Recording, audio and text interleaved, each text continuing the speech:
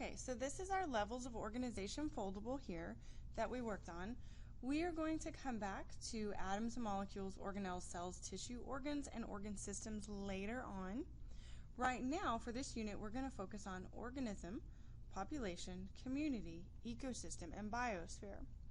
And what we're looking at is starting with our lowest or simplest level, and it'll get more complex as we go up. Okay, and what I've done here is I have the flap that has organism, and when you flip it up, we have the little definition that we're going to fill in as we go. Same thing for population. When we flip it up, we have the definition of population. So we'll have that for all the different levels. And what you are going to do is you are going to use the notes, and you are going to fill this out as you follow along with the notes. Then what I want you to do for your particular biome, you are going to draw a picture to represent each level. For example, if you had a temperate forest biome that you were researching, then for a population you could choose a bear.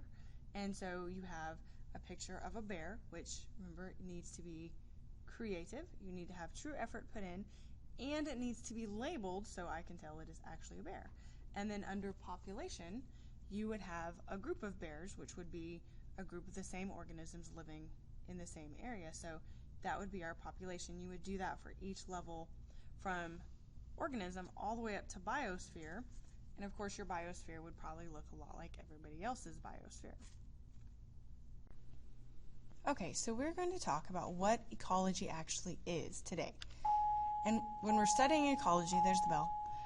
It's a scientific study where we're looking at interactions between organisms and their environment. We're going to focus specifically on energy transfer.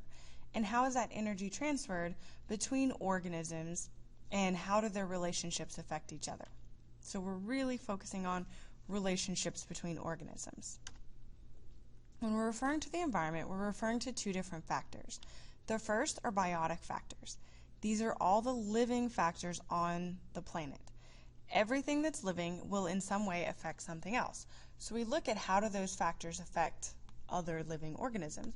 For example, predators and prey will have a strong effect on each other, and so that can one change in a population can affect another population. We also have abiotic factors, and abiotic factors are the non-living parts of the environment, which will still affect organisms and the populations that live there. For example, temperature, water, too much water, too little water, all of those things will affect how organisms survive in their environment. These are the levels of organization, starting with the simplest, which is an organism, and getting more complex as we go up. And these we've already put in your foldable, so as we go through this slideshow, make sure to fill out your foldable. An organism is the lowest level of organization, the simplest, and this is any form of life. As long as it meets all 8 of those or has all 8 of those characteristics, it can be unicellular or multicellular, and everything has some effect on something else. So what effect does an individual organism have on its environment, or how is its environment affecting that organism? A population is referring to a group of organisms, and they have to be of the same species. They have to be living in the same place at the same time.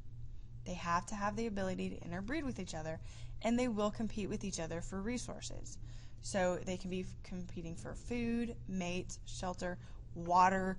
All of those things are going to affect populations, and they're going to be in competition with each other. But it's just a single type of organism, as it were.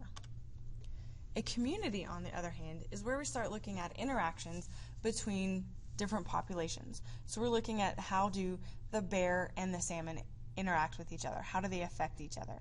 And they have to inhabit a common environment and be interdependent. Ecosystem is the next level up. And this is where we're looking at several populations in the community, how they affect each other, and how do the abiotic or non-living factors affect them.